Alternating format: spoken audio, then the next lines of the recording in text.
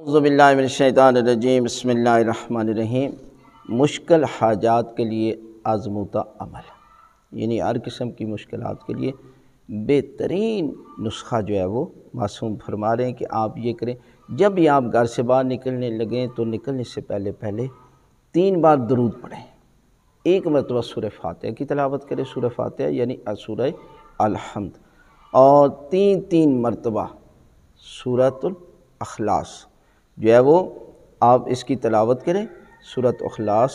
اور 3 مرتبہ پھر درود شریف کی تلاوت کریں، یعنی 1 مرتبہ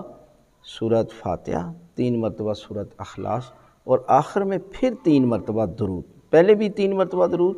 اور آخر میں بھی 3 مرتبہ درود، اور اس کا ثواب ہدیہ کر دیں جناب سیدہ فاطمہ الزہرا سلام اللہ علیہ، اللہم صلی علی محمد بی بی کی بارگاہ میں، تو پھر پروردگار آپ کو تمام مشکلات اور پریشانیوں سے محفوظ رکھے گا۔ لہذا جب بھی آپ گھر سے باہر نکلنے لگے